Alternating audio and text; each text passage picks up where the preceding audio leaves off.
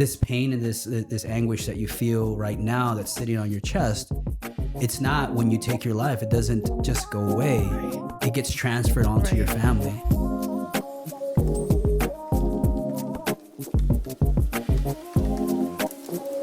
This is the Atomic Souls Podcast.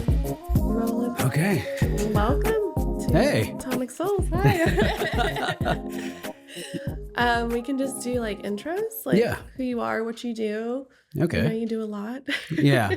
So I'm Antonio Santana. I run a nonprofit. Also, I do. I'm a writer. I also have an app that we developed.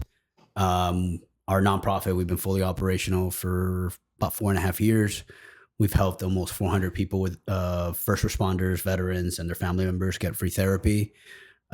Before that, I was a United States Marine Corps. And then also too, I was a law enforcement officer for about 10 years. Yeah. Yeah. We've got a whole family as well. Yeah. So I'm also a father and a husband to my best friend. I have to say, like, my wife truly was a godsend in a time when I really didn't know who the hell I was, you know? Yeah. And I think God placed her in my life so that I could figure out, like, you know, hey, where you're going through, where you're going right now is not what I have planned for you. Yeah. And I think he placed her in my life so that I can realize that. Yeah. So it's amazing. Yeah.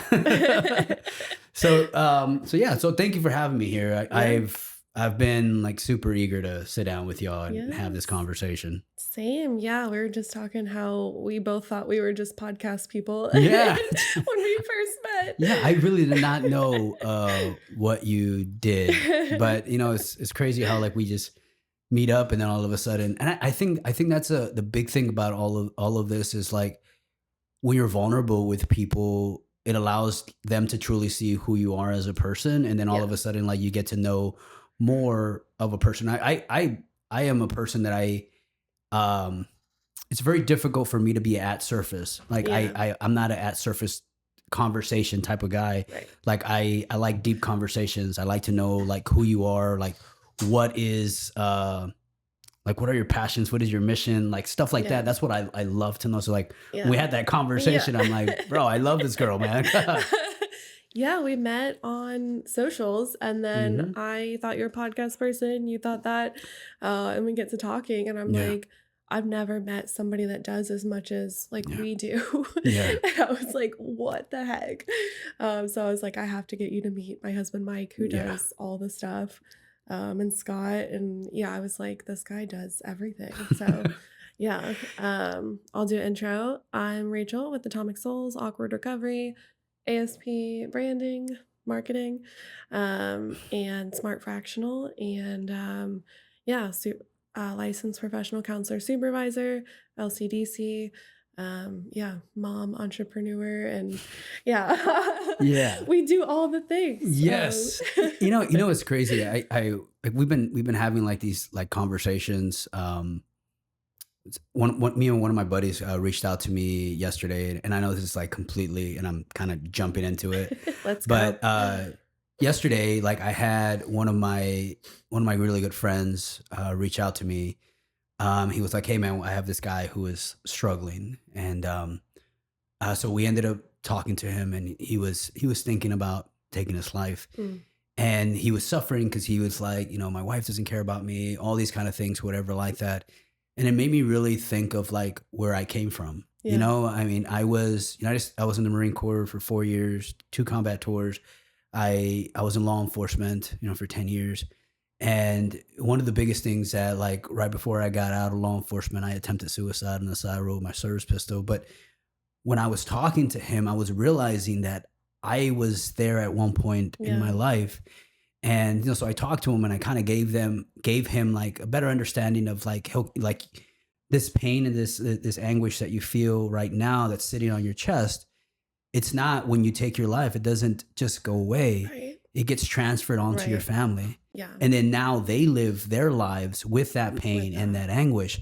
So it's like we all think that like our lives would be better everybody else's lives would be better if we were to go. Like we tell ourselves this thing, but in all reality, it's like you are not making their lives better. You're making their lives worse. Transfers to them. Yeah.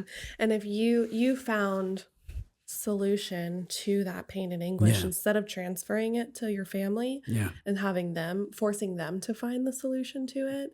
And so you like are leading by example to like better your life and say like, hey, like you don't have to follow through with that. Yeah. There is a way out, not just for like the other people who are in that same experience, but for your family. Yeah. Like, hey, I'm going to take the burden to find the solution to how I feel and like improve everything and like improve myself. Yeah. So they didn't have to. And I think that's huge. And I'm curious how you like what's helped you go from like that moment to like everything you do now and how you're living life now and like what has helped you like you're doing so much and you seem like you're like killing it. Well the thing is like there's a process through this, and I talk to a lot of guys and then they're just like, well, I want this to go away, blah blah blah. Doesn't happen overnight. Like it's not something that is just going to go. Yeah. Like it's something that's going to be very, very difficult and at the beginning. Yeah.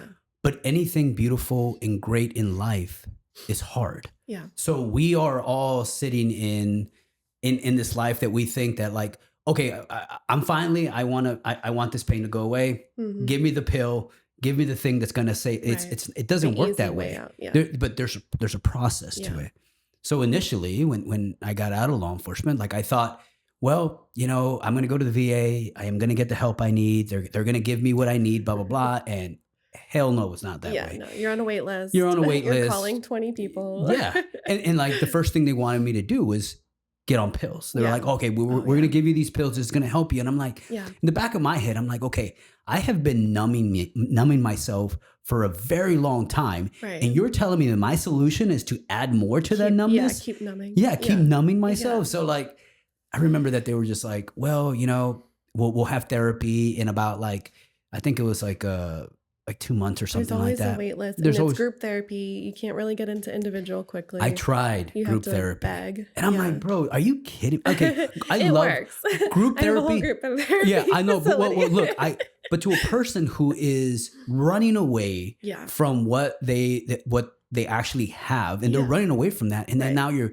putting them in a group setting and thinking that, hey, you're all of a sudden going to pull yourself out of that hole and start talking about it. Yeah. So I think there's steps to You have to balance. That's why our group therapy program has individual therapy. Yeah. Because some programs don't. And I know the veterans ones, it's usually not. It's just the group therapy. Straight to group therapy. You need the balance of the individual focus and the group. So you can get perspective on the group and like have shared experiences, but the individual therapist, you need to like deep dive into the trauma and have personalized focus and support. But I think there has to be a process to that, right? There has to be steps that are taken before you jump into a circumstance where you're like in another room with a bunch of other men that all have the same thing where they're like, I do not want to talk about this. Yeah. You know, I'm here because my wife is telling me that I got to do something. That's that was the only reason I was in there, man. Like the only reason I was in there was my wife was like, you need to do something. Yeah. Like you're in a position right now where you are struggling and that struggle is affecting our relationship. Everyone. Yeah. So I wanted her to know that, you know, you mean so much to me that I am going to do this. I am going to like face whatever I am going through right now and tear myself open and still like be the man that you need in your life, right? Yeah. So I think going into the system and seeing how broken the system was is what kind of started sparking that interest or motivation. Yeah. And I think as well as like I did a lot of writing, man. Like when I started off my therapist, finally when I found a good therapist, I did a lot of writing. It was a lot of journal writing. It was a lot of this and stuff like that. And my journal writing, somehow it was poetry. And I never thought or knew that I had that in me. Yeah.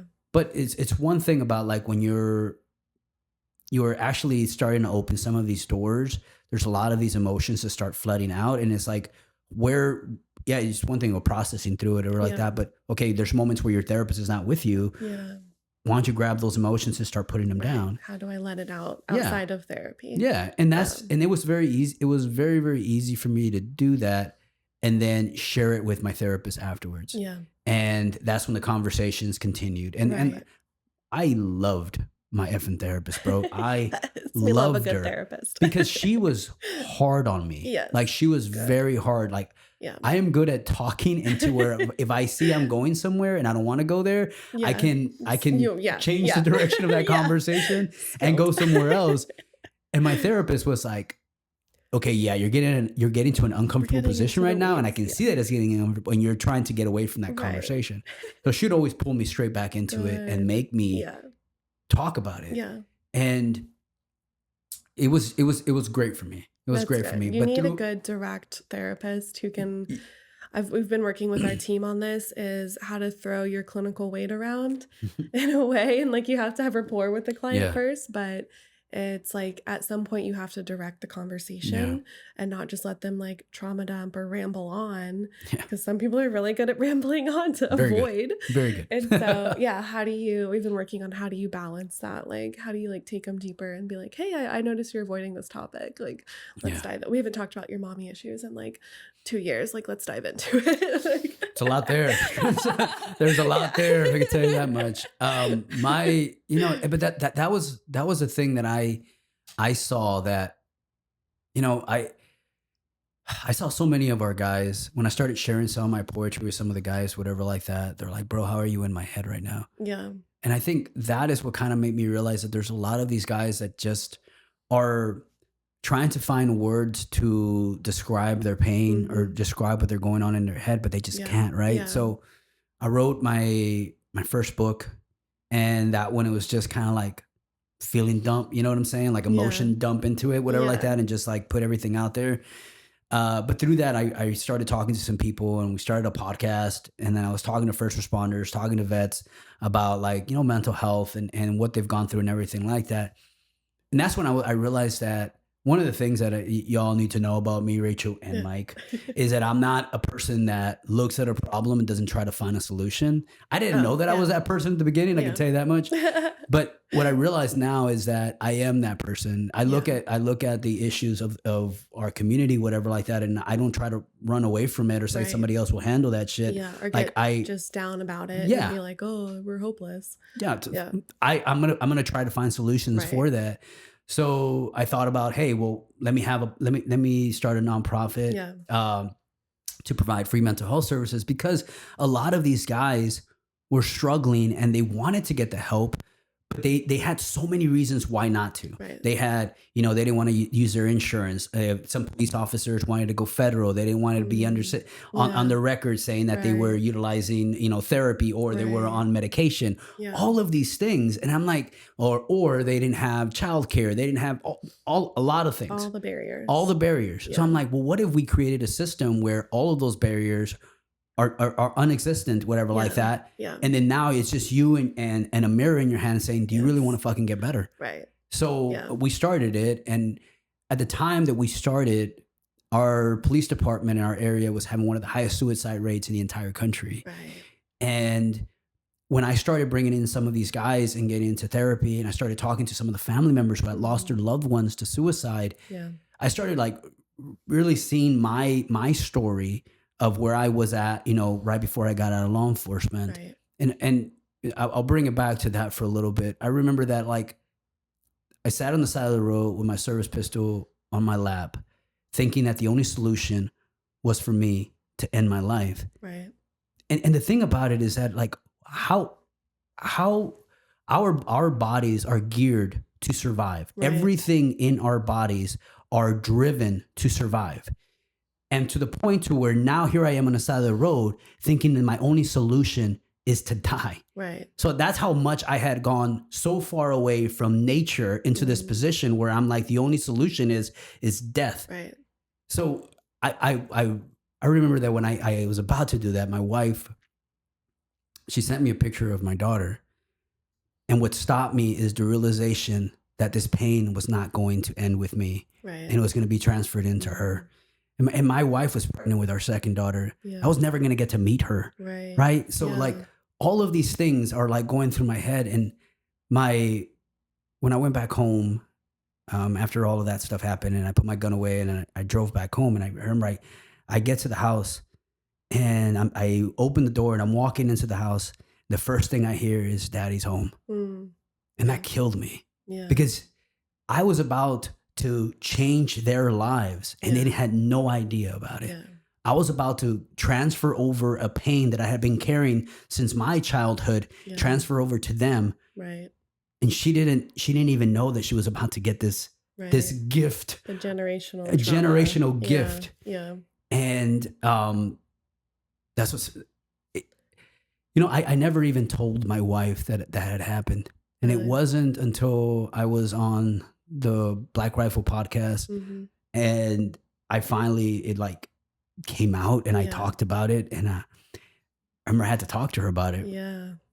And I remember I sat her down and I told her, hey, this happened, and you're going to hear about it. It's going to be on the podcast. And like, she didn't know what to say. Right. Like, she was just like, I knew something was wrong with you. Yeah. I just didn't know it was to that extent. How bad it was. Yeah. But going back to like, I just kind of wanted to give you a little bit of understanding of where my story, why I'm so passionate about this. And sitting and like now with, started the nonprofit and then sitting there and talking to these families who had just lost their loved ones to suicide and hearing their pain, hearing their anguish, hearing the questions that they had, because I'm very open about this. So they were like, hey, why did my husband do this to me? Right. Like, why did he do this? And I couldn't answer their questions because the only person that could answer their question is gone. Yeah. And I was like, man, like what else can we do to stop this? Right. Because I feel like so many of us, we get to this point in our lives where, we're carrying all this weight, we're carrying all this pain, and it's just, there's no solution.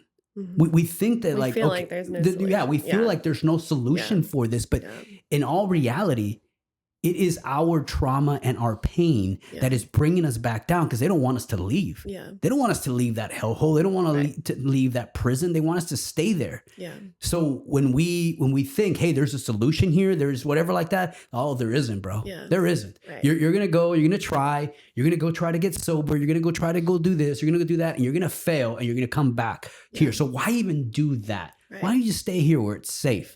Where you know how to maneuver through this darkness, how to maneuver through this pain. You know this. You don't know that. You don't know what recovery looks like. You don't know what happiness truly looks like. You know what trauma, what pain looks like. Yeah. That's what you're good at. Yeah. Fuck the rest of this shit. Just stay here. Yeah, and it's interesting because you could have passed on that generational trauma to your kids if you had followed through. And instead you chose to pass on generational healing by not doing that in the moment and working on yourself and making that change. And now that's what they're going to receive from you, is all the work you've done on yourself and with your wife, and working. It sounds like y'all work together as a couple to be like stronger and more in tune with each other. And so that's what you're passing on to your kids now. Yeah. And I think that's amazing that you're able to.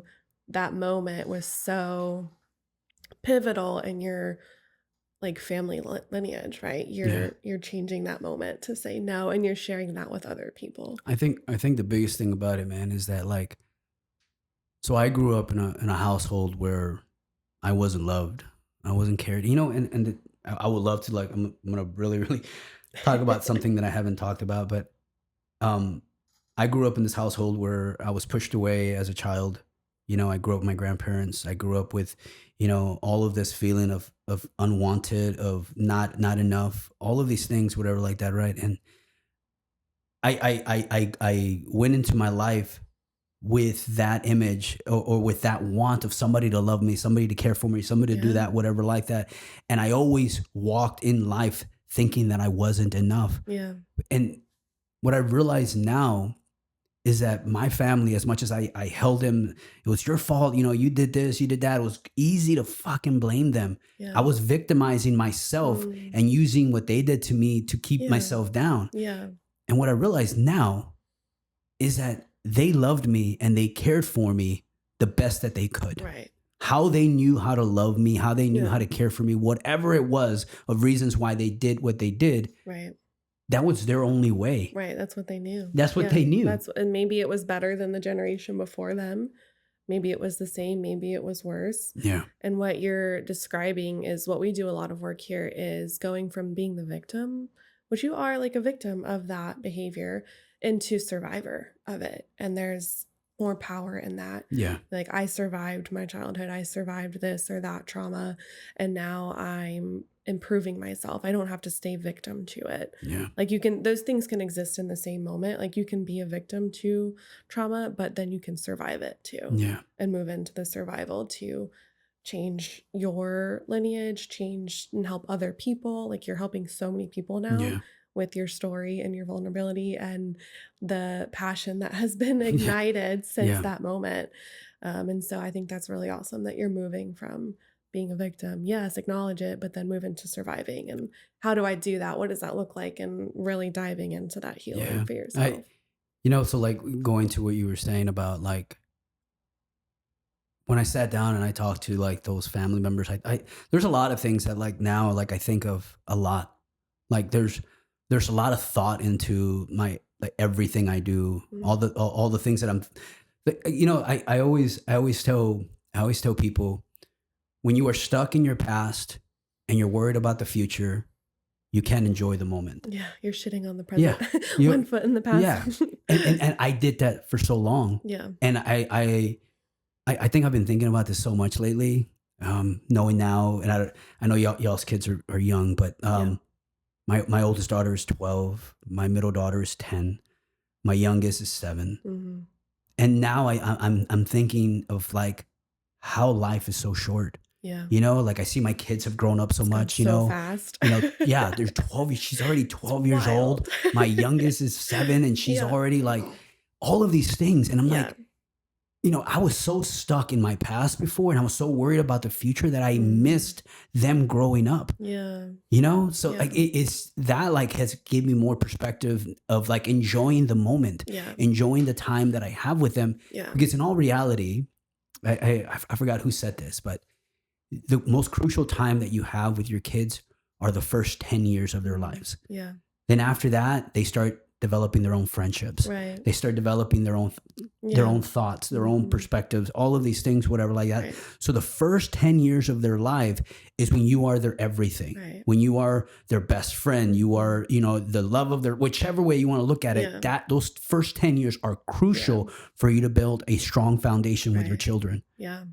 And I feel in many ways, like I hate myself in many ways because I'm like, I miss so much of that because I was so stuck in my past and I was so worried about the future that I didn't enjoy those small moments with them, build, the fucking forts that we always would say we were going to build. I was like, oh, I got to go do this, or I got to do that, or I'm drinking. Yeah. That was a big thing for me that I wasn't being able to stay present was because I was always drunk, or I was always thinking about finding ways of going and getting more beer or all of this stuff. And I wasn't there for them. Yeah. And those are the things that are like, kind of haunt me right now. I hear that.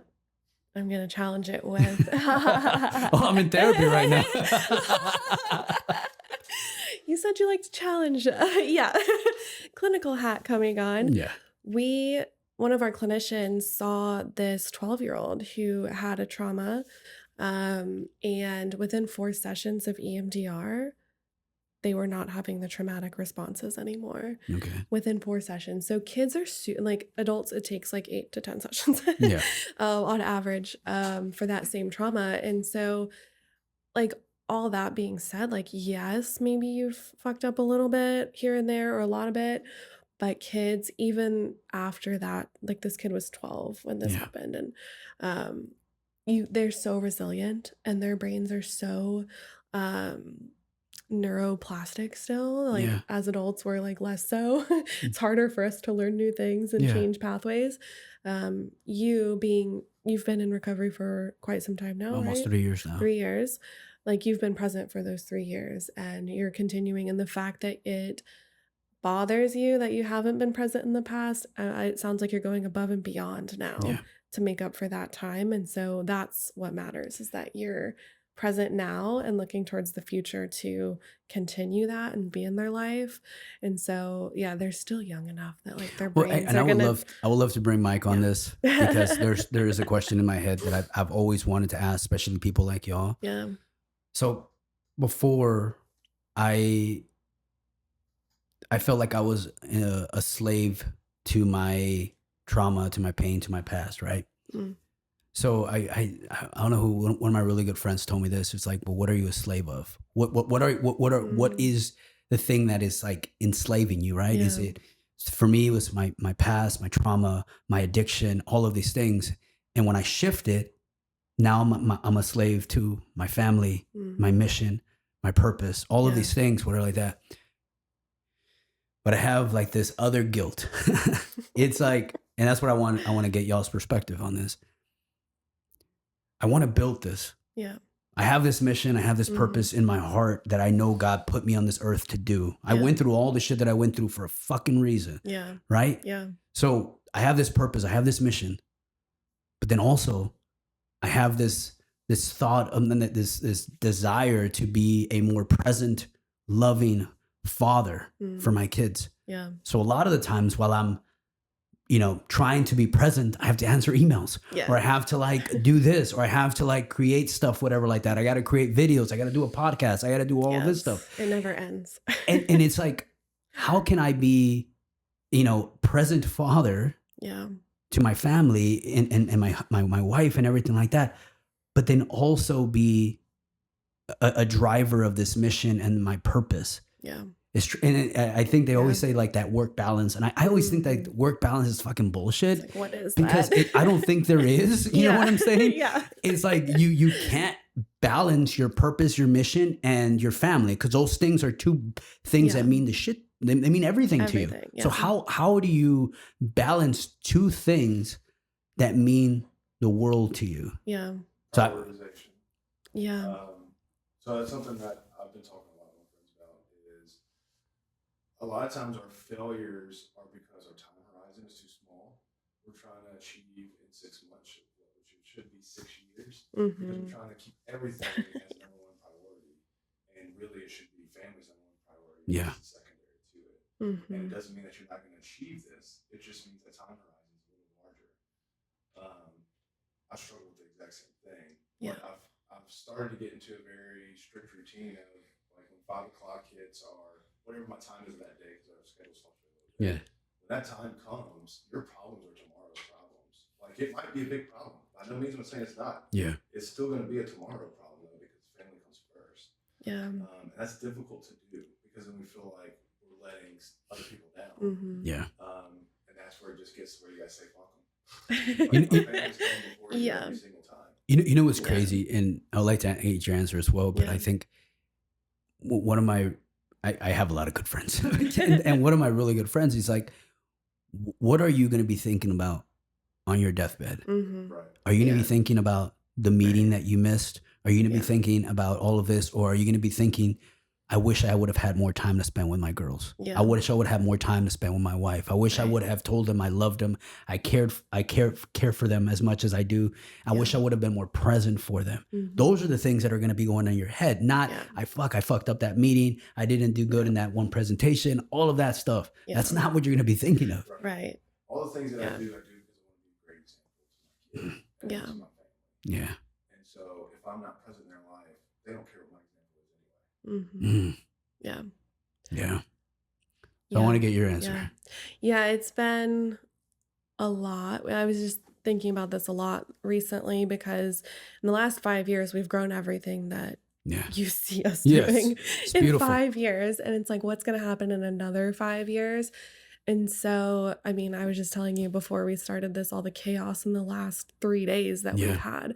But within that, we've still been trying to go home at like 5, 6 o'clock and be there and be present. And so Mike actually, I think, is a big part in our success, huge part. When we first met, I was just like a depressed mess that would get home, like clock out and like sleep on the couch until like I woke up at 9 p.m. and then feed the dog and go back to bed. Yeah. And so it's been interesting to see, like, he's been a huge motivation of like, what are you doing? Like, what is happening? And that's why kind of why we started Atomic, was because I had this vision and passion to like get out and do my own thing and like help people. Yeah. And taking, I've kind of taken, when I started that, I got re-energized. And so sticking to the long goal helps me like stay focused on the day to day as well, if that makes sense. Like Yeah. holding on to it's the balance of holding the passion, but also like holding the present moment. And so Mike has been a huge help in the last couple of years. We got into couples therapy because all of the chaos in the last 5 years was impacting our relationship and our family. And so it was like a wake up call. It's like, hey, we have to figure this out. Yeah. And so like both of us seeing that like this is not working, we have to figure it out. And so a big thing has been trying to go home every day at 5 o'clock and be present with Harley and take the weekends off and trusting that other people can do the job or the job can wait. We joke that like people will be like, oh, I'm taking time off or vacation. We're like, well, screw you. Like what? Like, why don't we do that? Like we can take a day off, like, Yeah. you know? And so we've leaned into that heavily of like, we're taking a mental health day. Because we used to joke that people would take those, but then we're like, why don't we do that? Like, let's do it. Fuck it. We'll have a day of like a family day. Yeah. And the world doesn't fall apart. And We like, haven't had a legitimate vacation in the 5 years. I think. we tried to have one and then COVID hit that month. We had Dang. paid for it. We were going to Cancun. Yeah, it was a whole thing. We were going to go to Cancun and then I was going to quit my full-time job right after that. Yeah. And then COVID hit. We're like, all right, I guess we just keep trucking along. And Damn. 5 years later.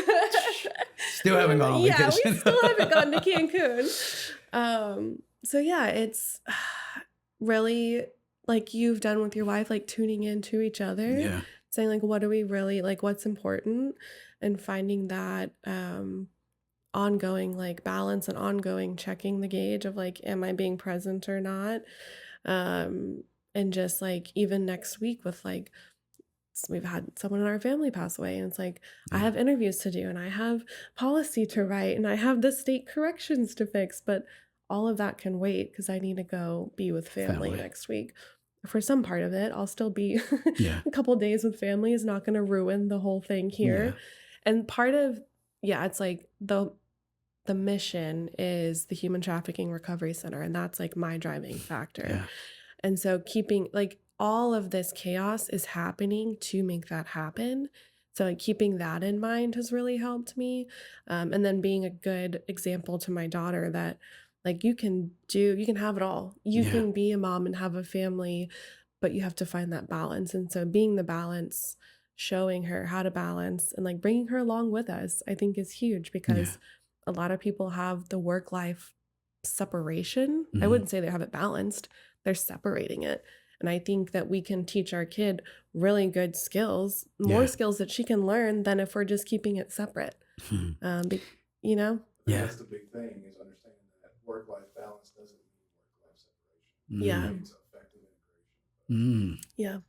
You know what's crazy is that like when I started the nonprofit and I started the app, it all started, just kind of like a blueprint, just thinking about it. And my kids were all part of it. They all saw me. Like it started off as a podcast and then they went into like, all of a sudden here I am on TV talking about our nonprofit and all this stuff like that. And then I went to developing the app and my daughters, they became little entrepreneurs in their heads. They were like, hey, well, what if I grow this? Why don't I do that? And that I love that. Yeah. So one of the things that I have done is I take these trips with them every summer. Last year we went to New Mexico. We went to like Albuquerque and we'll go in there. We went hiking, all this stuff like that. But on the way up there, I love like anything that has to do with mystery. So like podcast and like horror stories and all of that. And we found this it's called No Sleep podcast. Yeah. And all the way up there, we listened to it. It was me and my oldest and my middle one. And at that time was when we kind of got the framework for the app. So like I was talking to them about the app and they were kind of messing with it and stuff. And my middle one was like, Daddy, you know what would be so great for this is to develop a child app. So I was like, that's amazing. I was like, That would be a great idea. Yeah. So then on the way up there, like, I was like, well, think about it, how this would look like, everything like that. And then we'll frame it out. So Yeah. they thought about it. My middle one, she really, really put a lot of work Yes. into it. And then we get up to Albuquerque, and then she has all these ideas. And then we kind of sit there and we kind of frame this out. So Yeah. also too, Mike, I have a child app that I'm working on as well.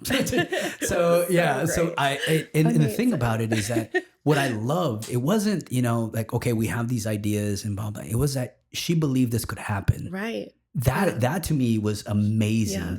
Right. And like, I think that is like, and then we spending the time with them over there, hiking every single day. We made steaks every day, like all this stuff with her like that. They loved. And Yeah. my wife told me this. She's like, what you're giving them Mm. is a new way of thinking, Yeah. and you're making their future spouses Right. like, you need to live up to this. You know, Yes. my daddy would Yeah. take us out here. You need Yeah. to do that for our kids. You need Right. to take them out and Yeah. do like stuff like that, right? Right. So it's like you're raising the bar for them. Yes. Yeah. Uh, Yeah, you're setting Yeah. a bigger For standard. them and their future spouses. Yeah. Yeah. So we just went to New Mexico again. We went to where did we go? Tayo, I can't even pronounce the name of it. But we went hiking again up there, and it just sucked. And I took my youngest with this one, but our first hike we did was a 5-hour hike. Oh I mean, my a 5-mile hike, 5-hour hike, 5-mile hike.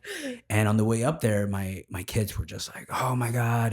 And it was pretty steep. But I'm like, "Look, when we get to the top, there's gonna be this lake. It's gonna be Yeah. beautiful." Blah blah blah. And they're like, "Oh my God, I don't even want to see this lake." Blah blah. So I kept pushing them and pushing them and pushing them.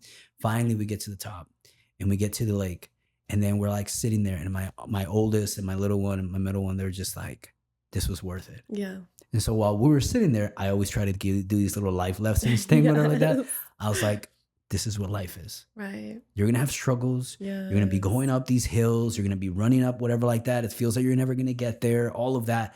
That is Right. life. Yeah. But anything beautiful and great in life, there is a huge struggle. Right. You could stay at the Yeah. bottom and you could just live life down here like everybody else, Yeah. or you can climb this hill Yeah. and don't know when you're gonna get there. That the Yeah. hill's gonna seem so fucking far. Right.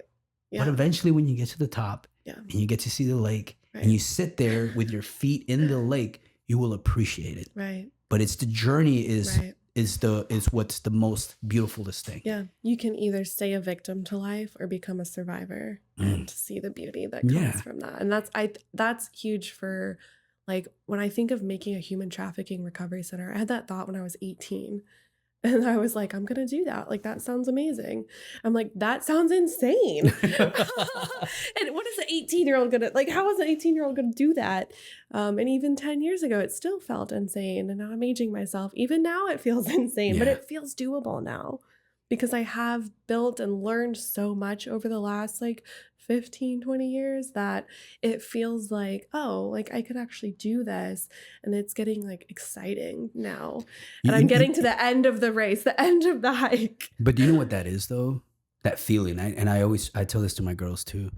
That feeling of you not doing enough, or this feeling that you are more. Mhm. That's God. Yeah. That Oh, that yeah, is definitely. God. That is God telling you Yeah. the direction you're going through Yes. right now. Oh, yeah. That is not where I envision. That's not what I created you to do. Yeah. This is not you who you're Mhm. supposed to be. This Yeah. is who you're supposed to be. So that feeling in your heart, Yeah. that is God trying to pull Right. at you. It's definitely a God thing because I could not make that without God. No, Like, no.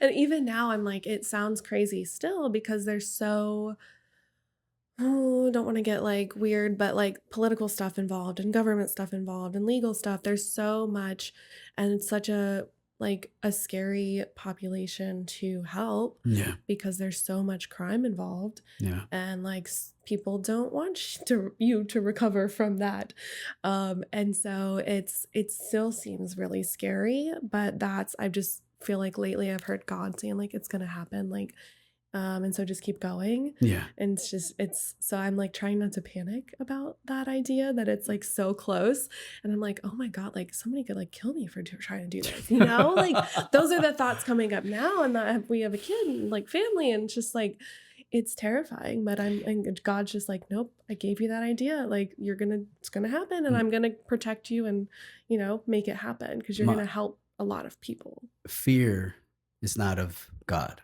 No. Yeah. Fear is of the Yeah. devil. Yeah. Fear is what keeps yeah. us, in this other life that it was not meant for us. Yeah. Fear is what keeps us back. Yeah. Oh, yeah, because I could be scared and I Yeah. could be like, I'm not doing it. Fuck it. That sounds terrifying. Yeah. I don't want to be killed. And all of these things are excuses that Yeah. the devil is putting in our heads to make us think that we can't accomplish this. And Yeah. even if you try to do this, this Yeah. could happen to you. Yeah. And all of those excuses build up that fear. Yeah. And that's what makes you like not want to do it, right? Right. Because we could all just sit here and not do anything Right. and we would live okay. Fine. But we Yeah. wouldn't be living in our purpose and in our Right. mission, what God created us to be. Yeah. I 2.5, almost 3 years now that I got sober, I think one of the biggest things that I got out of this is that I feel all of us walk around with a fucking veil. Mm. And the veil consists of your pain, your trauma, your addiction, all of these things, whatever like that. And that is what's blinding you from Yeah. seeing the truth. Yeah. When you raise that veil and you're Yeah. able to actually see life for what it is, it's like, Yeah. fuck, man, there's so Right. much here. Why did Yeah. I wait so I can long do to so be? much. Yeah. Yes. It's Why more did of I wait so long? I pictured a wet blanket just now. Like it's more of a wet blanket. It's like, just get this off of Yeah. me. And then I can enjoy life and do like all the things. And I think a lot of people, we get so beat down by like society or the world or like, things that are not of God, the devil and like trauma. And we just think that that's all we can do. We limit our potential. Yeah. And once we can let go of that veil, that wet blanket, we can really see what God has for us or how God views us. Anyone can do that. We don't have to stay stuck in like just the 9-to-5 robot, And So we go to CBC Church in San Antonio, and I remember the first time that I walked into that church, I had like so many like negative thoughts of it because it's such a huge church, and I walked in. And they started worship music, and all of a sudden that church started shrinking. And then Pastor Ed got up there and started preaching, and all of a sudden it felt like it was just me and him in that room. Yeah. And everything that he said hit every single crack within my heart. Yeah. And I felt like, okay, this is where I need to be. Yeah. And I think God is always reaching out for us. Like, and I know I'm going into a lot of God, whatever like that, but I think God is always reaching his hand out for us, and it's always us turning away from him because we think that the world has the best solutions. We think like, okay, everybody says that this is supposed to be what's going to make me better. Yeah. I need to do this, I need to do that. But God is always like, no, bro, Yeah. you need me. Right. You need me so that you can feel fulfilled. You can't fill your life with what the world has to give. Right. You can't find your purpose with what the world has to give you. Yeah. You will always feel empty, and you'll always feel like there's something missing. Yeah. It's safe. The world is safe at times, right? You want to I think a big thing that like the devil or like spiritual warfare is a big thing for like me is like it's comfortable. It's safe to not grow. Comfort is the enemy of greatness. Yeah. And so it's like, it's easy to be comfortable and say like, no, I don't really need God. Like, I'm just going to stay comfortable.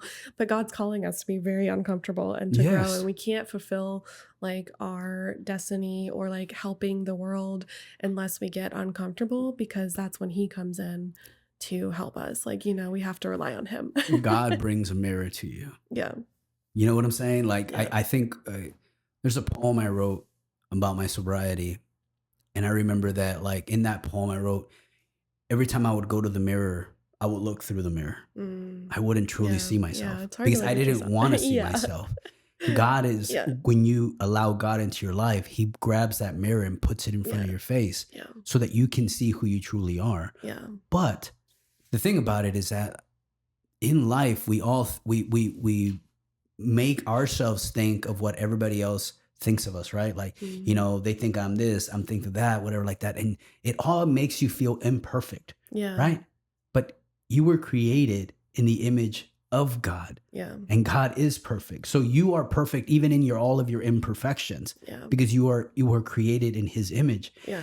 So a lot of the times as we look at, addiction, we looked at, whatever it is that you have written all over your face, we look at that and that's who we are, but that's not who you are. Yeah. You know what I'm saying? It's Those what are we deal just, with. yeah, those are just things that are keeping you from becoming the person you're supposed to be. Right. Right? That's what it is. Yeah. Yeah. And if you don't face them or rely on God to help you face them, then you're just stuck and being a victim to it. Yeah. Yeah. We recently had a similar experience getting back into church. We went into this church and we're like, oh, well, pastor's too young, or like, we're like nitpicking stuff. Oh, the worship's not perfect, because he has history in music. And so we're just like nitpicking and we're like, but we feel the Spirit of God there and we like feel it.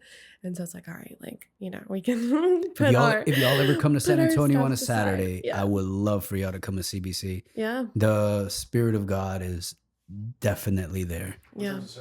So they have one at 6:30 on Saturdays, and then they have another 5:30. They have one at 5:30, and then on Sundays they have one at like 8, 12, and I think 3. Am I mistaken on those times? I usually go to the 12 o'clock one, but when we started going to church, me and my wife were church hurt, man. Like we were like we thought of like all these negative things about church, but we wrap together church and God. Yeah, it's separate. And it's completely separate. The building is just a freaking building. The people That's are all just it people. Is. Yeah.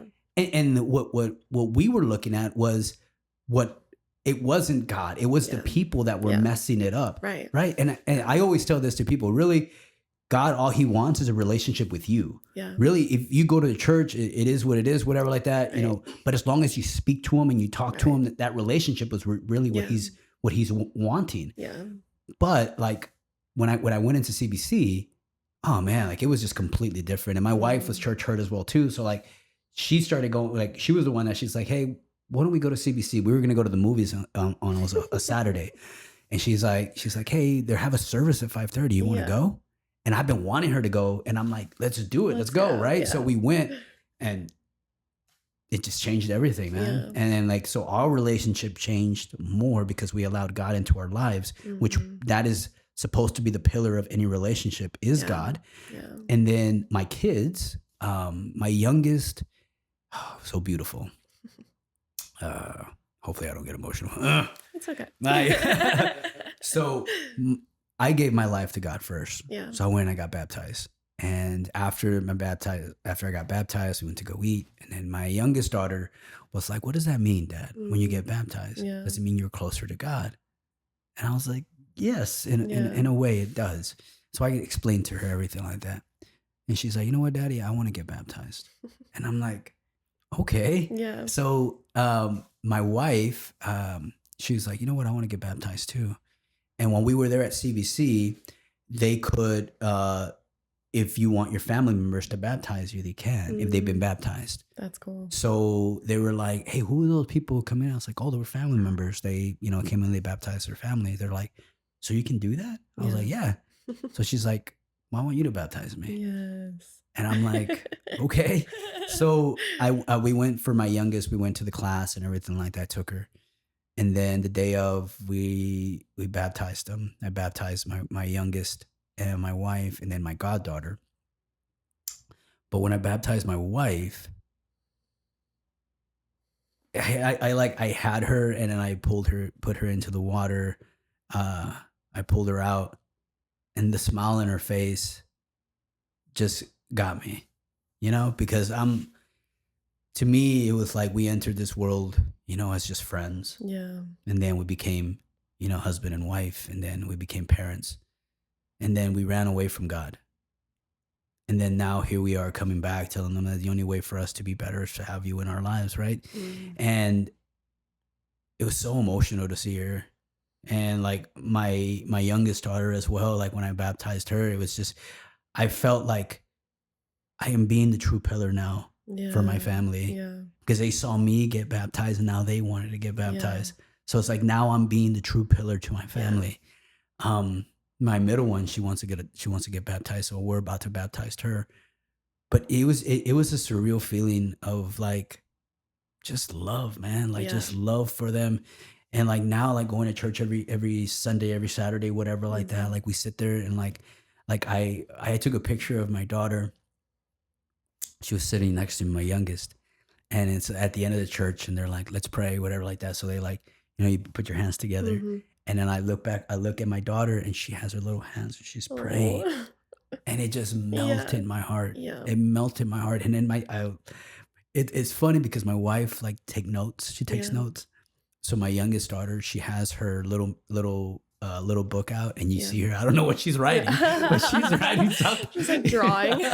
She's drawing or something. But it's just like I always tell this, like I've had like some conversations with my oldest daughter. My oldest daughter is the one that's still kind of like, I don't know about faith. I don't know about God. I don't know about this and that, whatever like that. So we had like a conversation. She's like, oh, you're always pushing God on me. I was like, no, I'm not pushing God on you. Yeah. I'm giving you something to fall back on. Yeah. I was like, when you're 18 and you leave our house, you're going to go and you can find whatever you want. Yeah. But I want you to know that there is this, that if all that fails, you can fall back on. Yeah. That is what I am giving you. Right. I am not forcing God upon you. Right. I am building your foundation so that when you leave, you have something to fall back on. Right. I don't want you to fall back on the world or whatever the world is telling you, because that could be anything. It's going to fail you. Yeah. If you don't have a strong foundation, anything that the world brings upon your life, you're like, oh, well, that feels good. Let me try that. Oh, well, that feels good. So you have nothing to stand on. Right. What is your foundation? Yeah. So that's what I'm trying to give you. I'm trying to give you a foundation for your life. Yeah. Yeah. Yeah.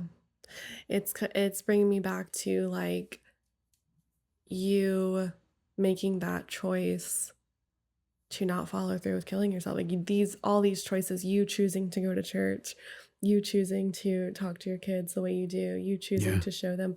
It's wild how like these choices that at the time seem so like big or little, like lead us to like you choosing to get baptized, like led you to this stuff with your kids and too. So it's awesome to see like that, like choices big or small can like make such a big difference. Yeah. And what choices are you making? Yeah. It's like, what choices are you making? Yeah. And I think the thing is like the right choices are going to be the difficult ones. Mm-hmm. The right choices are the ones that are going to make you feel uncomfortable. Yeah. Those are the right choices. Yeah. The choices that are going to make you feel like, oh, well, whatever, like it's fine. It's okay. Whatever like that. Those are the choices you should not be making. Yes. Because that's not going to help you grow. Yeah. The you know easy, what I'm safe saying? choices. The easy, safe choices are not going to make you become the person you're supposed to. Yeah. Right. So like we go into this whole, conversation of addiction and all of that. And like my addiction, like was like what I was my saving, like what I was trying to, in so many ways, protect it. Mm-hmm. I like safe. It was safe. It was my only way of coping. It was my only way of numbing myself, all of this stuff. Right. So like when my wife would bring something up about me drinking or anything like that, I would like, okay, I gotta protect it. So I gotta stop, doing this. I gotta make it this, whatever like that, so that she's not gonna be trying to take this away from me. Yeah. Right. So I was protecting, and I would realize I'm like, fuck, man, I am protecting this addiction, and I'm not protecting my marriage. At what cost? My marriage is failing, and I am more protective of this alcohol than I am of my wife and my kids.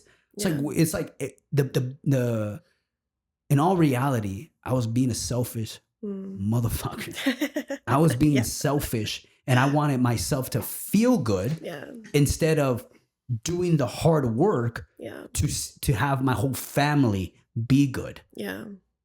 Hard choices. For real. No, I feel that. What's coming up for me is Mike is always like, get off your phone. I'm constantly like on my phone, like checking email. There's always something to do, right? Yeah. And so it's been something we're trying to work on. It comes back to the biblical principle: you can't serve two masters. Yeah. And so, if you have your faith as a cornerstone of your family and your marriage, to do the fulfillment of serving God as your master, it means to be a good provider and protector of your family. Yeah. So where when you're serving yourself as a master, that's when you're really selfish. You're like, oh, I gotta protect this alcohol, so it makes me feel good. I gotta protect this, and this makes me feel good. Yeah. Versus having the centerpiece not be you. Like, damn. Just come in and drop that knowledge. It's crazy is that, like, you're right, man. Like, you can't be a slave to two. You like, man, like now that you say it that way, like I realize that like my family was not my priority. Yeah. As much as I said it was, like as much as I told everybody, my family is the most important thing in my life, blah, blah, blah. It was just a catch. It was just something good to say. Yeah. But if you're not living it, it's a fucking lie. Yeah. So I was living this lie of my family was the most important thing. Yeah. But really it was, I am the most important thing here. Yeah. You know, like my family, God, all of these things are not the most important thing. Yeah. Fulfilling and making myself feel good is the most important thing. Yeah. Yeah. Yeah. Our behaviors really show what is priority. Yeah. So I talk to a lot of guys that have been in like addiction and like have been suffering and everything like that. And they're just like I can't let go of this. Mm-hmm. Like it's become such like my only like foundation, my only solution, my only everything. And it's like to what Mike is saying is like, because you're only fulfilling what's best for you. Yeah. And you're not doing what's best for everyone. Yeah. You know what? Not everyone, but like the most important part, like your family, like your your relationship with God are the things that are going to make you a better person. Right.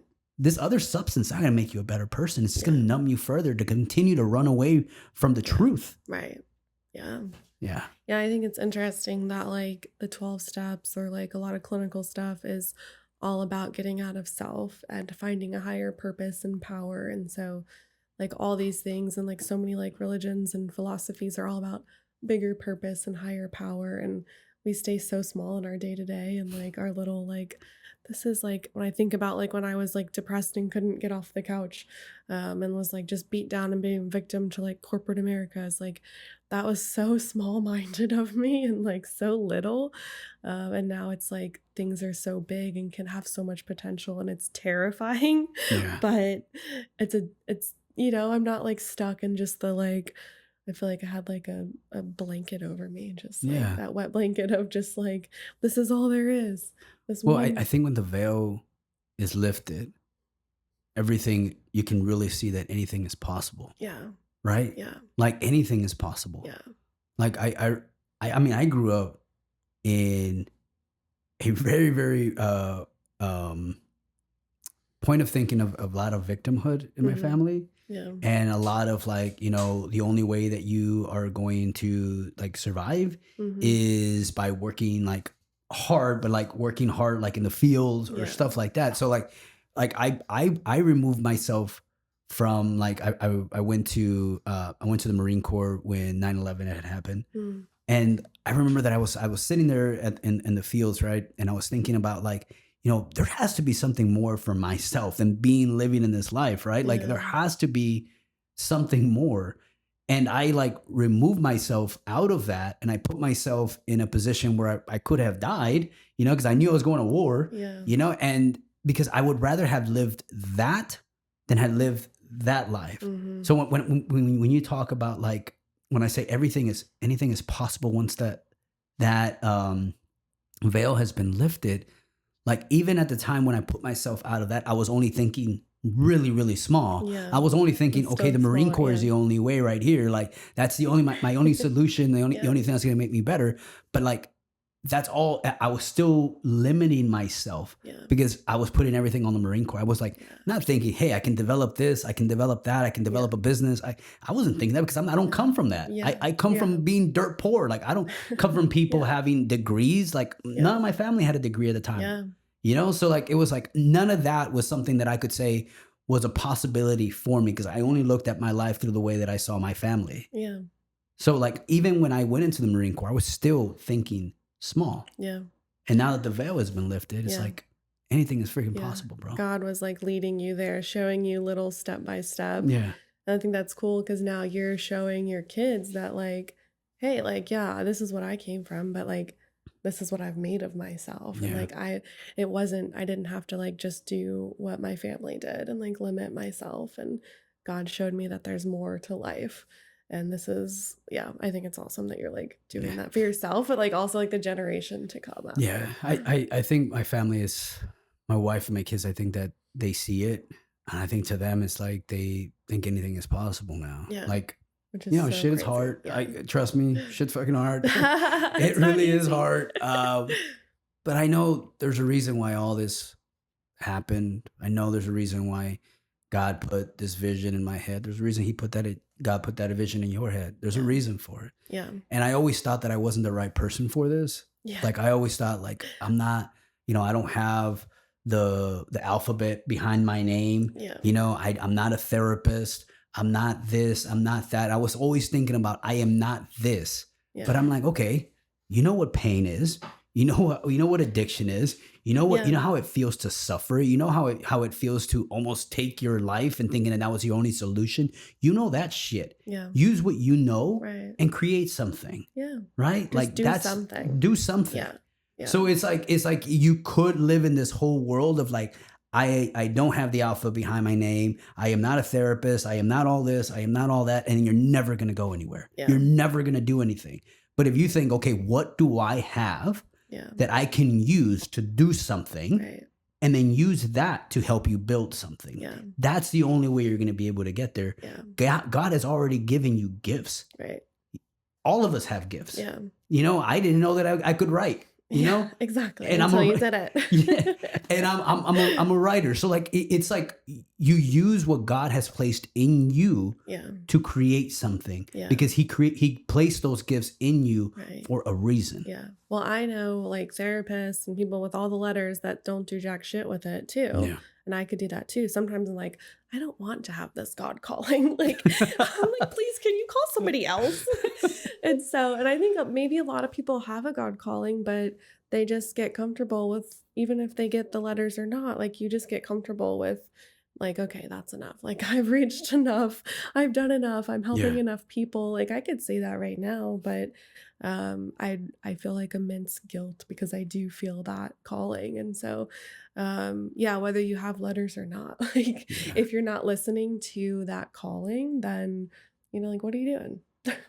So I had, even when you do things, sometimes you feel like you're not doing enough or, sometimes you feel like you're just speaking to the void, right? Like it's like nobody's listening, right? Yeah. I had this, I don't think I told you about it, but I think it was about 2 years ago. I had this police officer from Missouri, and I don't know if she's watching right now, but I had this police officer from Missouri reach out to me, and she was close to taking her life.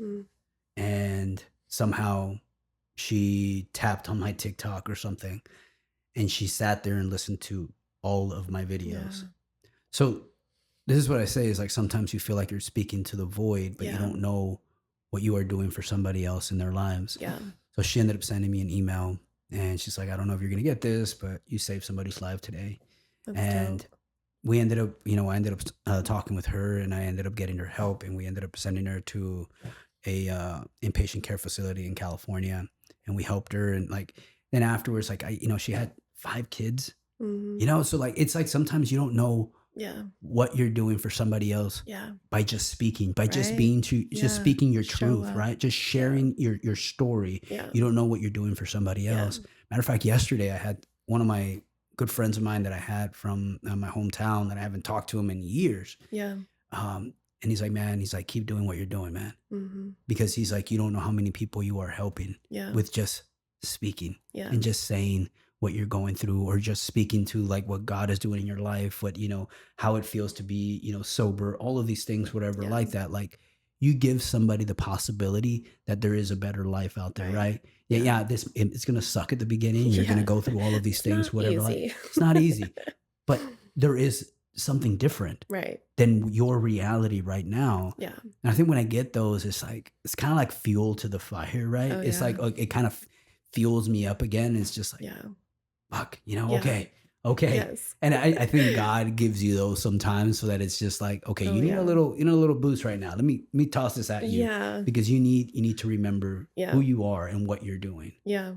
I totally get that. The more that we put ourselves on like social media, especially lately, the more people we've had that are from our past, or just like random people in the community that are like, you're inspiring me. Like yesterday, this girl started her own private practice, and she's like, can I pick your brain on simple practice? And I don't think we've ever met in person until yesterday.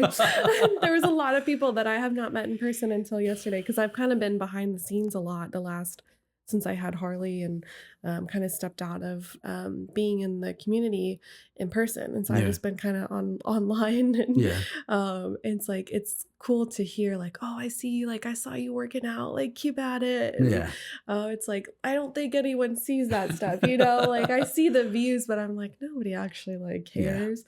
But it's cool to like hear that. And it's like, sometimes it feels exhausting to like talk about it or share it, or, you know, I'm like, I haven't posted in like a month, and like people are still like, wow, like that's inspiring that you're working out, or that you're doing your practice stuff. And it's like, you know, just keep showing up, just keep talking about it. And you never know who you're helping. It's crazy. That's the biggest thing. And I think like with what you're saying, like sometimes I'll talk to people that I've never met. And like, I know we'll follow each other on social media, and then we'll talk to each other, and it feels like we've known each other for the longest time. So I mean, prime example, you. I mean, we had one conversation like, hey, what are you doing? Why don't you meet up so we can have coffee and we can talk about? And I was basically going to tell you, hey, you want to be on the podcast, you know? Same. And then all of a sudden, here we are. I didn't even know what you were doing and stuff. So like. It feels like, you know, I feel like I've known you for forever. And Mike, even though most of the time you look grumpy, but like even now, like just with some of the knowledge you just drop, whatever like that, like I feel like I can vibe with you. You know what I'm saying? So it's like sometimes you might get these small little like, you know, moments in like I started seeing some of the videos you posted on TikTok, and I'm like, man, there's a lot there, right? Instead of the grumpiness, there's a lot there. It's funny because his doctor told him he got so stressed he stopped making cortisol. Holy crap. He doesn't realize how grumpy he comes off because he can't feel it. Literally medically cannot feel his grumpiness. We've been talking about this a lot. He has biohacked. He's like, isn't that a good thing? Like, and I'm like, yeah, I would love to not feel my stress, but it's not. Well, I wasn't I'm just saying the face. That's all I was talking about. I didn't know if he was actually grumpy. He's not usually. Well, now I know. But it goes back to this, like, it's like, you know, you think like you might not have a lot of interaction with the individual, but like all of a sudden, like with you and now with you, Mike, it feels like I've known y'all for the longest time. And I think it's not the little small glimpse of conversations or whatever like that.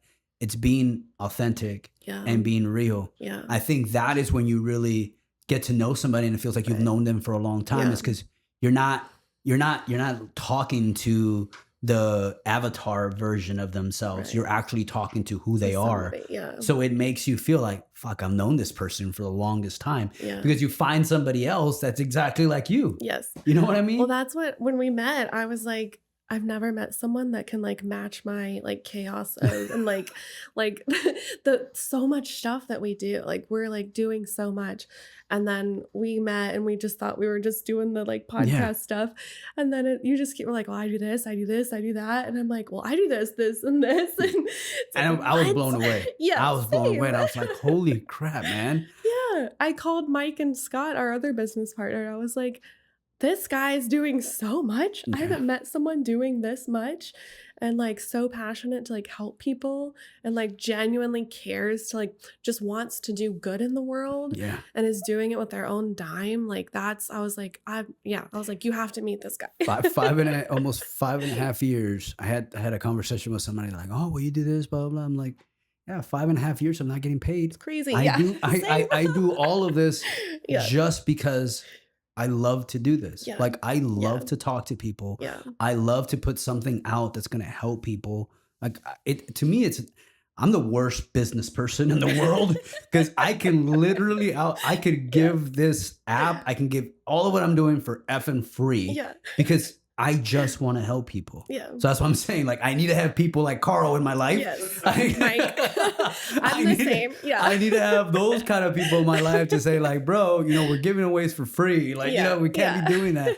So it's like, I need to have people that in my life because if not, then I would have been just like, give everything. Everything. Yeah. I'm the same way. I had Scott and Mike the other day. We're like, all right, we know you would just do it all for free or like buy all the stuff for everyone, but like, we got to rein it in. We got to find the balance here. So you need to have people like that in your life. But I think going back to what I was telling you, I think why it feels like when I talk to y'all, I mean, I haven't talked to you in like 2 months. Maybe like it's been about 2 months. I haven't talked, but it feels like we never stopped talking. Right. Yeah. So it's because you're not fake. Yeah. You're that authentic. real connection. Yeah. So it's being real gets to the root of, I don't know how to be like at surface. Yeah. Like, I don't know how to makes have me anxious. at surface conversations. Like, I want to like know who you are as a person. Like, I want to know what is in your heart. Like, that's what I want to know. I don't want to know who fucking won the game. I mean, even though I love football and I'll watch the shit out of it, whatever like that. And we can have a deep conversation about how the Cowboys are going to make it this year. You know what I'm saying? But the thing about it is that like, I love having these conversations instead of having at surface conversations. Just surface level.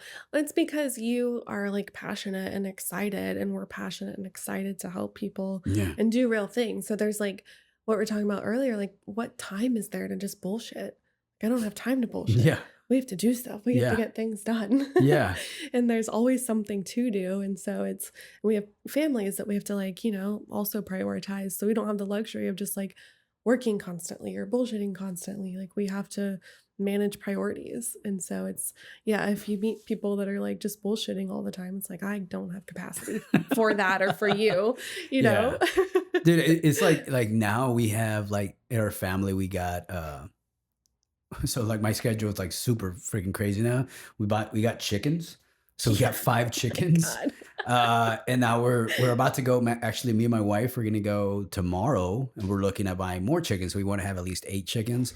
And I want to get a duck. My wife doesn't want to get a duck. Yes. So there's so much that I want. Like, and it's just like my buddy was like, dude, you just love the chaos, don't you? You just like, so I've always wanted to have like a little small farm. And so me and my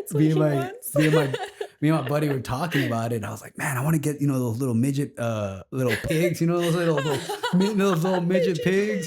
And, you know, I want to get some like little midget goats and some midget horses. And it's like, dude, you're going to get a little person as your caretaker, bro.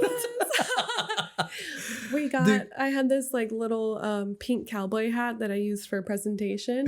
I gave it to my daughter. She calls it her yeehaw hat. Oh, and she looks at us dead serious. She goes, we have to buy a horse. She's 2.5. And I'm like, okay, we got to save up for it. Yeah. We got to get a different house. Yeah. We've talked about it. And I think like, so I went to the Travis Mills Foundation in January for like kind of like this crazy, it was awesome therapy, awesome program. But at the end of the program, you do this it's like your life, right? And you have like from the beginning till like, you know, you're 80 years old or 90 years old, whatever like that. And then you go through these different phases and you start at the age where you are at right now. So right, I started off at 42 years old. Wait, am I 42? Yeah, I'm 42. I think I am. I'm 41. I have to ask my wife. But I started at my 40s, right? And then you go forward and then you kind of envision what your life's going to be like. Yeah. And then you kind of go through, which I hated the process, bro, because I couldn't think of what I wanted out of my life in the future, right? Because I have been worried so much about my past. And I have been in my past for so long. But the last step, when I sat there and it was like, I think it was like 85 or something like that. That was the only one that I felt like my truth, which is I wanted to have a 5-acre house, huge wraparound porch, and I wanted to be sitting on a rocking chair with my wife by having a fire. Yeah. That's what I envision, and that's what I want, and that's where I felt my truth, right? Yeah. So afterwards, one of the guides told me, he's like, you need to make that happen. Like, you need to make that, because that was, you went through this whole thing of like your 50s, your 60s, everything like that. But at the end, like, that is exactly what you wanted. Yeah. Like, I've always envisioned myself having this huge wraparound house. I mean, not a big house, but just huge wraparound porch, 5 acres, and have my family come every Christmas, every Thanksgiving, and spend it with us, and have the ability to be able to have all of my kids there, our grandkids, all of that. That is my, I don't care for fancy cars, fancy crap, any of that. That is my dream. Yeah. That is what I am striving to achieve, is is having that space where I can have all of my grandkids, all of my kids come back every winter. I mean, every Halloween, whatever, every holiday, just come in with us and share space with y'all so we can make more memories. Yeah. So that's where this whole concept of having, a little person, be our caretaker for the farm, and then have like, little everything, that's little amazing. Ducks. Just everything. That's funny. Our wedding was all miniature food. Everything was like miniature bite size. Yeah. We had like bite size, like little shrimp and grits, we had a grilled cheese and tomato soup shooter and miniature beignets. Yeah. So I love the miniature idea. Yeah. So yeah, that's my plan. That's my plan. Yeah, Mike wants to just move into the woods and have no neighbors and just be us. Man, I am serious. Like, going to New Mexico, like, there's parts in New Mexico that are very, very ugly. I'm sorry, New Mexico people. But you get close to the mountains. God. It's beautiful. It is gorgeous. Yeah. So the last hike that we did was along the Red River. So I forgot the name of the little town that was there. But God, it was so beautiful. It felt like I was in the middle of a dome, and there was nothing but just pine trees just all around us. It was so beautiful, man. That's cool. I would love to have that. Yeah. That's how I felt in the redwood forest when we went. We were supposed to take a gondola up like to the top of the redwood trees, but it was too rainy. We got sick, but I'd love to go back and take Harley. No, I've not been up. My wife has. There's trees as big as this building. It's crazy. We stayed they had a Holiday Inn that was like on an Indian reservation, and it's in the middle of redwood forest. It's like crazy. You're driving through forest for hours, and then all of a sudden it comes up to this little Indian village, and in the middle of the village is a Holiday Inn. And it's like, and the village is like a neighborhood. It's like so tiny, and there's like one restaurant, and there's like, because it's an Indian reservation, the hotel has a casino. It's so tiny and cute. They had one gas station that was also like the burger shop. The restaurant, yeah. They're like cutting up and cussing stuff, and then one of them in the back yells at them, "Hey, y'all shut up! There's white folks here." Yeah, it's like 4 hours north of San Francisco. Like, there's like nothing by it. And the trees are huge. It's beautiful. So peaceful. Man, I went to, I think it was last year, or the year before that. I went to Colorado, and I did hyperbaric chamber therapy for my TBIs. That's cool. And I was there for a month. So I made really, really good friends with this guy from Canada. And I drove up there. So we would go hiking every day. Yeah. So we would have 2 sessions a day. And then afterwards we would go hiking. But we would go on the weekends, we would go hiking, different areas. And man, there's one hike that I did, and I'm a very, very, I love hiking, but I'm very competitive when it comes to hiking. So I'm the one always at the front. And if people like try to get in front of me, like I'm like, no, I'm the one in the front, go to the back. So like the guys, they were like, couldn't keep up. So they were in the back, whatever that. So I was like, I'll just keep going, because I was tired of stopping, whatever like that. So I went to the front, and then I was waiting for them, and I like sat down on this like cliff. Yeah. And I'm like looking out, and I'm like, God, it makes you feel so small. That's how the redwood was. Yeah. Yeah. It like makes you feel so small. You're like, you're thinking your problems, your everything is so big. And then you sit there, and it's just like, holy crap. Yeah. If a tree can be this big, what? Yeah. We drove through one tree. We drove through the Holy tree. crap. Yeah. Yeah, Yeah. we drove the Jeep through it. You need to meet Monster Mike though in California. We went on a hike with him, and it was straight up a mountain the whole way. Yeah. And He's got a ruck pack. and he's he got puts this a fucking like Bane mask oxygen on. deprivation. Holy crap. In Los Angeles, they're like, we're going on a hike. We're thinking an Austin hike where you're like on a trail, on a sidewalk, and it's flat. We start going up a mountain. For the first mile, it's just stairs. And we're like, he's got the oxygen and he's got the rucksack. And we're like, who are you? Yeah, What is happening? Close to the end, and Girlfriend. he was like, "Oh, almost to the top of the hill. Almost to the top of the hill. We'll get to the top, and it's just another fucking hill." She goes, I lied.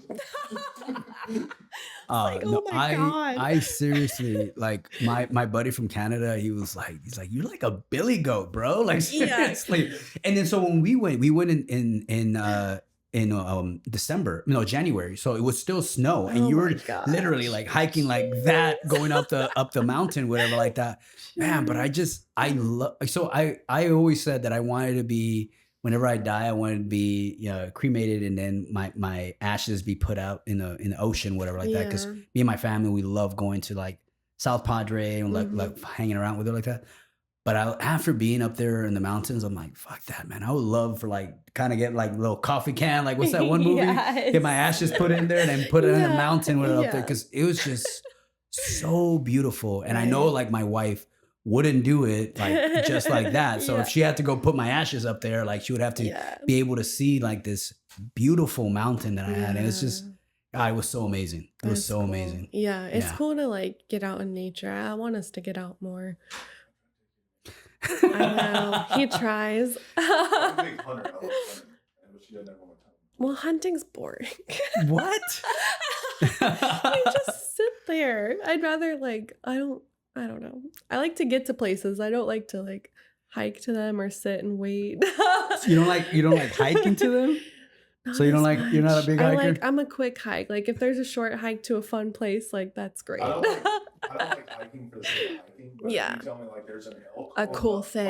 Yeah. That's fucking If there's a cool like site or like a mountaintop, like dude, like I'll hike to it. So the last hike that me and my daughters did was in the Red River, and it was supposed to be, there's supposed to be a lake at the top as well too, but I could tell like they were struggling, and I was like, all right, we'll stop. Yeah. But I was like, let's just go, another mile, and then we'll stop and we'll come back. Yeah. Thank God we did that, because we saw the most beautifulest waterfall. Like, I mean, it felt like I was like in one of those nature channels, you know what I'm saying?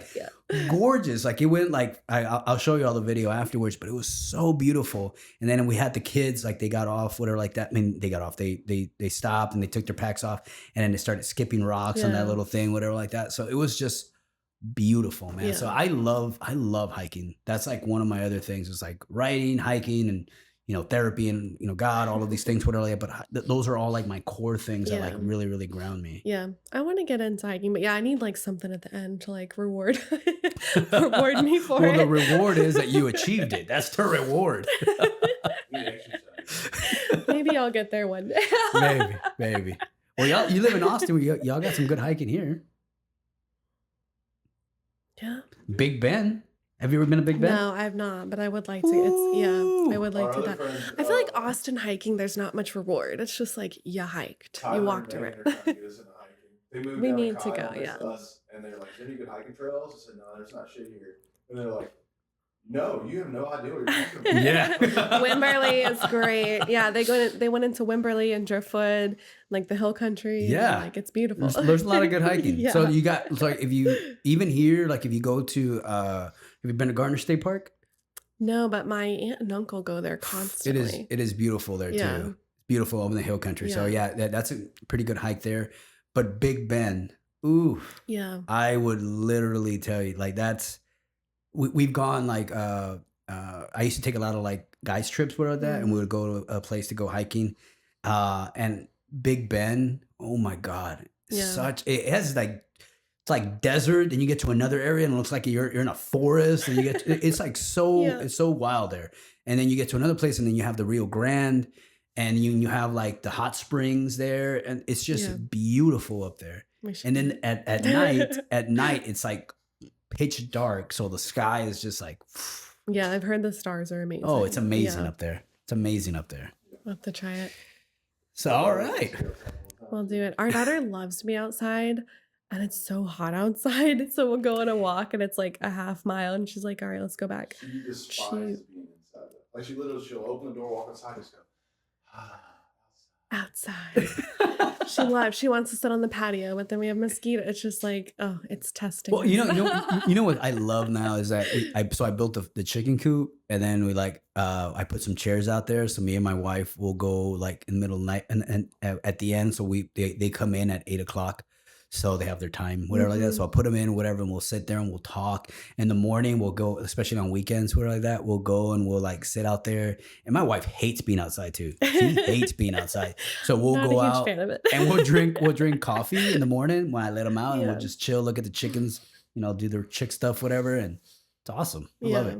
I love it. I hate the heat as well too. Like I would not. I love Colorado. I love the whole thing over there, like the hiking and everything. I just didn't like the people up in Colorado. Yeah. Very rude. Yeah. Not very nice. You know what I'm saying? Like I'm used to being able to like say hi to everybody and be like, hey, and not looking at me all weird, whatever like that. That's how it is over there. Yeah. It's hard to move like out of the Southern hospitality. Yeah. And like I would open the door. This is the part that really, really got to me. So there was these two ladies that walked in, and I always open the door for everybody. I'm like, yes, ma'am, no, ma'am, all this stuff, whatever. Open the door for them. And they just like gave me a weird like I can open my own door. Like, hey, I'm sorry, bro. Yeah. Like I'm trying to be nice here. Yeah. So it's that's the part that I can't leave Texas because I love the people. I love have everybody so friendly and all of that. And it's just these other places that are beautiful. Mm-hmm.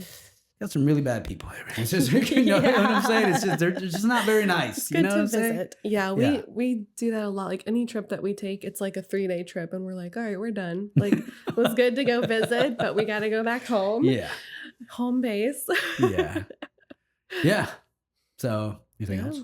I don't know. What time is it? An hour and a half. Yeah, that's why. There you go. Perfect. Yeah. Yeah, well, thank you so much for having me on here and letting me, vent with you for a little bit. And thank you for the therapy session. Thanks for coming out. Yeah, I'm excited we got the setup finally. Yeah. I know like when we met, I was like, it's coming, and now it's here. Now it's here. Yeah. But I told you and Mike, like I definitely, and I want to be recorded. I definitely want to do more with y'all. Like same. Definitely want to do more with you, especially after this conversation. So yeah, it's good to like sit down and like actually connect again because we've just been like business connecting and working, and so it was good to sit down and chat again. Yeah, love it. Thank you. All right, well, thank you. Thank you.